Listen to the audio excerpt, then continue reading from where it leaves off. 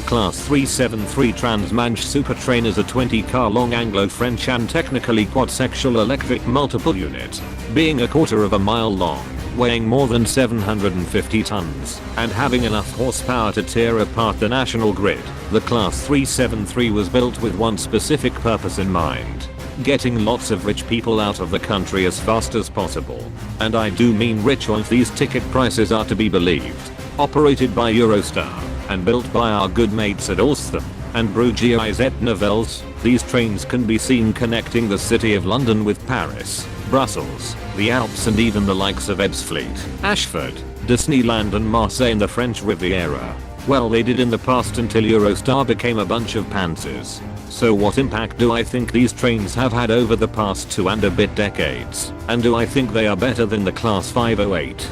Let's find out. Constructed in the early 90s to coincide with the opening of the then new Channel Tunnel, 38 train sets were ordered and split between the 3 companies of their respective countries these trains would serve. The British got to keep 18 units, the French owned 16 and the Belgians were given 4, just to keep them happy enough to not throw chocolate shoes at us. Of the 18 units the British owned, 7 of them were altered sets known as the North of London units. These trains were planned to run regional Eurostar services to help connect France with isolated areas of the country such as Birmingham, Manchester, and Arlington, though a few issues listed on screen stopped that plan from happening to its full potential. Even with the reduced length of these North of London sets, these trains were still pretty long boys at 312 meters long, which by the way, was longer than any other domestic passenger train running in the UK, even to this day. Because of this, the 373 really struggled running domestic services here in Britain, even when it was consigned to running London to Leeds and York Express services on the East Coast Main Line.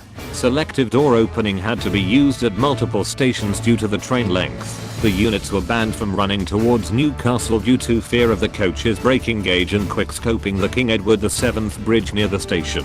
Their use was restricted on the Hertford Loop, and units were also banned from serving Bradford, partly because doing so would instantly cripple the electrical supply of West Yorkshire, but mostly because the train would have some difficulty returning to Neville Hill Depot if it stayed in the platform for more than 3 minutes.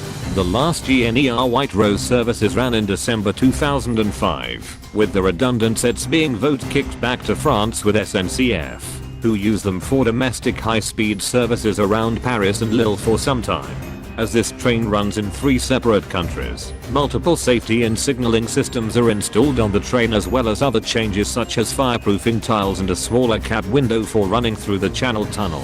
When running on the high-speed lines beyond 200 km/h, cab signaling has to be used due to drivers lacking the needed gamer skills to react to standard line-side signals. ETCS is also being added to the trains as of the date of making this video due to Belgian requirements and operational reasons.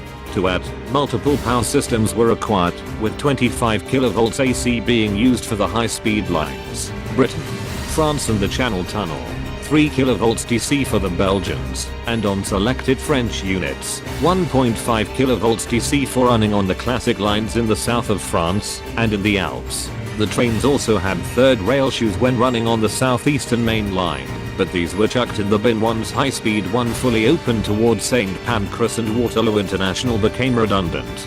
Prior to the opening of high-speed 1, the 373 had to trundle along the southeastern main line to reach London.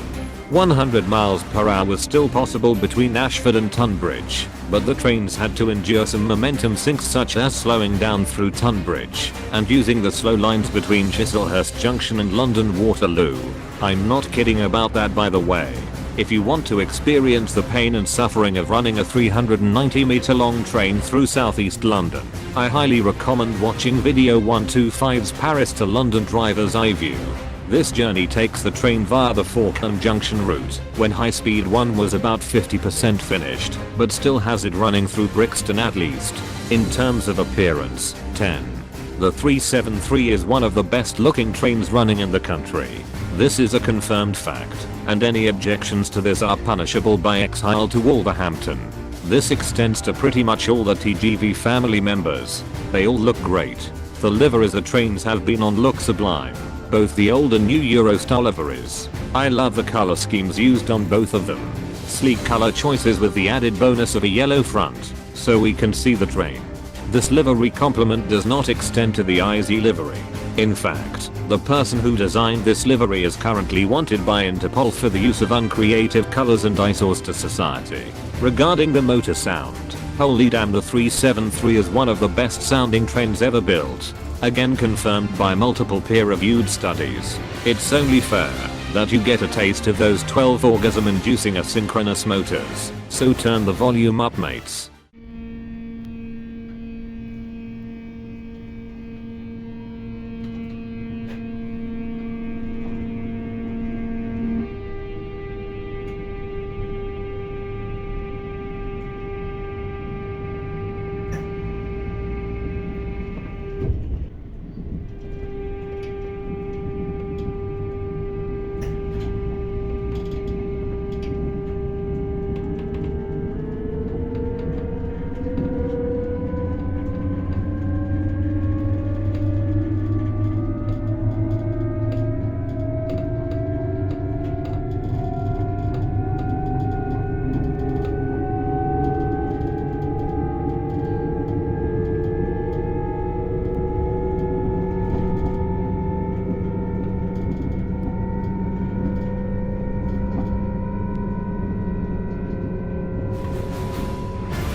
The trains make an excellent sound passing by at speed, may I also add.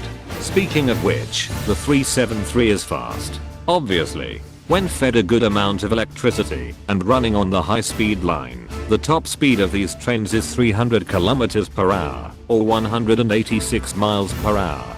A record of 208 miles per hour or 334 km per hour was reached in 2003 during High Speed 1 trials, a speed that has not been beaten in the UK since, and considering the progress on High Speed 2, this record will probably stay up for another 50 or so years. Now, whilst the maximum acceleration of these trains seems to hover around the 0.5 meters per second squared mark, there is one fact about the 373 that I love. The trains were so powerful that supposedly even with a single power car running, the 373 can beat the class 91 to 100 miles per hour whilst going uphill. Seriously, these trains were pretty much the legendary Super Saiyan of the railway.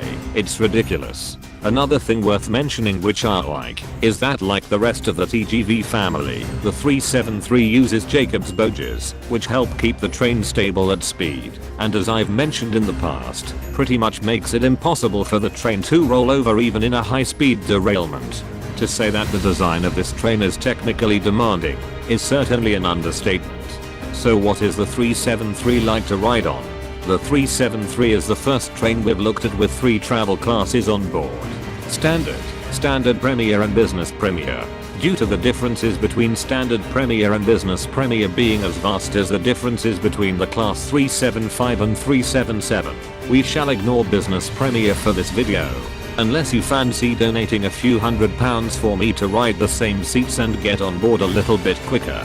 Also worth mentioning, the UK is not part of the Schengen area, so travelling to and from London on Eurostar trains requires passengers to go through security checkpoints and passport control before boarding the train. Even the onboard staff and drivers have to do so as well. In standard class, we are presented with a vibrant coloured 2+2 seating arrangement throughout the coach, with some seats at tables, and others in aircraft style. The seats themselves are lovely to sit in, with great amounts of comfort, good legroom and charging points. Unfortunately, I got trolled with the window alignment, and was given an awesome seat for my journey. Considering I've blown more than £600 to try and ride on the class 373, I won't complain about this in the slightest. At least the tables are of a good size and you also get air conditioning on board too. Do take care when turning on the personal light, unless you want to flashbang yourself. Onboard scrolling displays are provided at the ends of the coaches, which are multilingual to cater to people who refuse to learn English, like certain SNCF staff that I'm slightly bitter about. From time to time, they also show the current speed, which is nice. The vestibules also have some nice multilingual displays too, which is very nice, since there are some half decent tip-up seats by the doors located here. If you're in coach 1 or coach 18, you can listen to the glorious traction motors with excellent volume. A full-length set has 15 decently sized toilets on board, located towards the ends of the coaches. 4 of them have baby changing facilities, and one in the center is wheelchair accessible. The North of London sets had 2 less of each toilet, minus the disabled, which I lack any footage of, so I ask for you to accept my most humble apologies for that. The toilets themselves are okay and use a sliding door to maximize space. It's big enough to use as a toilet, which is what's important, as well as do other important things like wanking off to a standard Premier class offers larger seats and a 2+1 seating arrangement. I liked how comfortable the seats felt when I gave them a good feel down, and it felt like the soundproofing was a little bit better inside here too. Just a little bit. It's still way too expensive for me to savor properly. Separating the Premier classes that are in the center of the train are 2 buffet cars on each end that sell onboard food and refreshments at very sensible prices, such as a Kit Kat for £2 or a baguette for more than a £5. Obviously this is a bit steep and the selection isn't the best, but at least the staff are nice, and are all fluent in English, French and Dutch, but not Welsh. We have to draw the line somewhere. The future of these trains is quite depressing sadly. With the introduction of the Class 374, the 373's duties were going to be toned back on the main routes. It is also unable to run on Eurostar's new service to Amsterdam as it lacks the needed Dutch safety systems, which in turn further limits its usage. At the date of making this video, around 8 full Class 373 sets are in active service, with the remainder train sets either given the Ellie Papworth treatment and just locked in a shed, or donated to the scrap god. Even then, the scrap god sees it as a hollow donation. Whilst it's true that some of these trains were donated to museums, some were abandoned and vandalized in the middle of nowhere before getting scrapped. This is just tragic to see honestly, and at least fully scrapping a train is a death with some degree of dignity. Eurostar still plan to keep using the 373s for the foreseeable future at the very least, so that's good. Conclusion. To go a bit serious here, I don't like using words such as masterpiece or perfection outside of jokes, especially since these are words that are thrown about randomly by other people to describe things that they like, rather than them being actual masterpieces. If you ask me, in order for me to call a product or a piece of media a masterpiece, it has to not only be a good product in its own right, but also do something that has a large impact on my worldview and me as a person.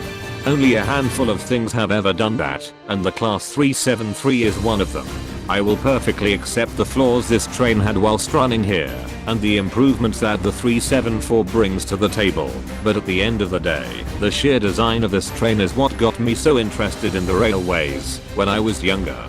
To add, it's comfortable, it looks amazing, and it sounds incredible, and as far as I'm concerned, there aren't many intercity trains that do all 3 of those. These will be some of my favorite trains ever to have existed, and I will do everything I can to delay reviewing the Class 374 because lol. Now you know my thoughts on the Class 373.